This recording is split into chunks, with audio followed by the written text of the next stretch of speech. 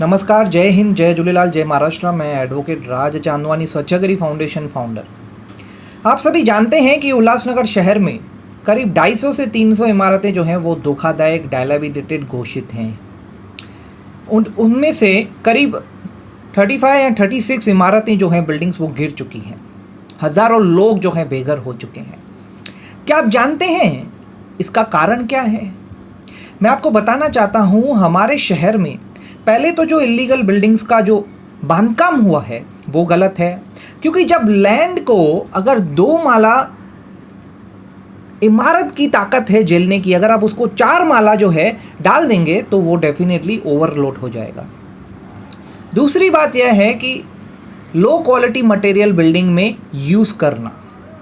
सबसे बड़ा कारण धोखादायक बनने का वो है मेंटेनेंस नहीं देना फ्लैट वासियों की तरफ से, और बिल्डिंग को रिपेयरिंग या मेंटेन नहीं करना। 90% बिल्डिंग इस कारण की वजह से हमारे शहर में धोखादायक घोषित हुई।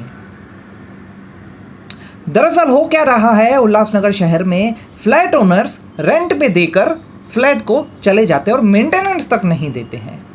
अब उससे क्या होता है, मेंटेनेंस नहीं आने से फ्लैट ओनर्स के बीच में यूनिटी नहीं होती है। यूनिटी नहीं होती है तो वो बिल्डिंग को रिपेयर करते ही नहीं है, ना कंट्रीब्यूशन देते हैं। चौथा कारण यह है सोसाइटी रजिस्टर नहीं होना। जरा इलीगल बिल्डिंग है तो सोसाइटी रजिस्टर नहीं होगी। सोसाइटी रजिस्टर नहीं होगी तो लीगल ऑथेंटिसिटी नहीं बन रही है, और आप कुछ नहीं कर पा रहे हैं। फिर बिल्डिंग का अनऑफिशियली हम सेक्रेटरी अपॉइंट कर देते हैं, चेयरमैन पर्सन अपॉइंट कर देते हैं, जो कि बिल्डिंग में से कोई एजुकेटेड बंदा होता है उसको आप दे देते हैं, और वो बिल्डिंग सालों साल ऐसे ही चलती आ रही है। फिर एक फ्लैट मेंबर बिल्डिंग का दूसरे फ्लैट मेंबर से पूछता है कि बिल्डिंग की ऐसी हालत क्यों है खराब, आप रिपेयर क्यों नहीं करते? फिर जवाब देते हैं कि कोई पैसा नहीं दे रहा। तो फ्लैट ओनर्स के द्वारा मेंटेनेंस नहीं देना ये सबसे बड़ा कारण है हमारे शहर में। मैंने 40 बिल्डिंगें विजिट किया है पर्सनली हमारी टीम की तरफ से। मैंने उनके डॉक्यूमेंट्स तक, उनको लीगल एडवाइस तक दी है फ्री ऑफ कॉस्ट।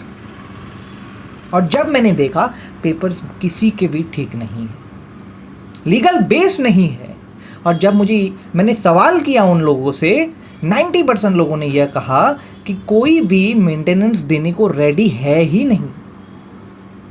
दोस्तों, अब भी वक्त है।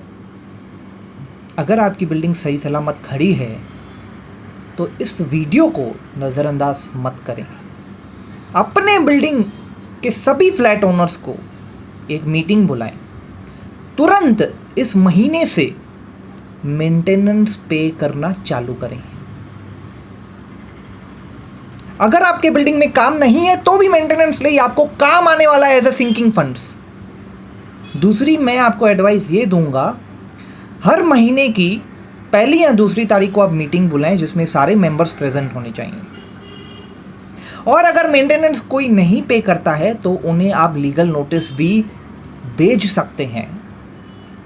मुझे आज ही किसी एनजीओ के पदाधिकारी ने कॉल किया कि हमारे बिल्डिंग में कोई रिपेयर नहीं करवाने दे रहा। तो मैंने कहा आप उससे डायरेक्टली एक लीगल नोटिस भेजें, उसमें लिखें कि कुछ भी हुआ तो जिम्मेदार आप होंगे। आप अब भी कर सकते हैं। मेंटेनेंस तुरंत स्टार्ट कर दें, ऑडिट रिपोर्ट निकलवाएं, और मेंटेनेंस अगर कोई नहीं देता है तो उसका बैलेंस अलग से एक लिस्ट बनाकर उसमें उसका नाम डालें, उसके ऊपर कार्रवाई करें आप। और अगर आपके बिल्डिंग में भी यही सेम प्रॉब्लम है तो हर मेंबर को ये वीडियो भेजिए आपके बिल्डिंग में, उनको सेंड करें ताकि उनको रियलाइज हो कि मेंटेनेंस क्या है। बिल्डिंग को मेंटेन करने के लिए हमें मेंटेनेंस क्यों देना पड़ रहा है। आप जो मेंटेनेंस दे रहे हैं वो आप अपनी बिल्डिंग को सुरक्षित रखने के लिए दे रहे हैं, आप अपने घर को सुरक्षित रखने के लिए दे रहे हैं। आपका घर बचेगा तो आप रह सकेंगे ना। मेरी अपील है आप लोगों से, जितना हो सके मेंटेनेंस दें बिल्डिंग को। जितना ज़्यादा आप रखेंगे उतना आपके पास फंड्स होंगे। बहुत बहुत धन्यवाद।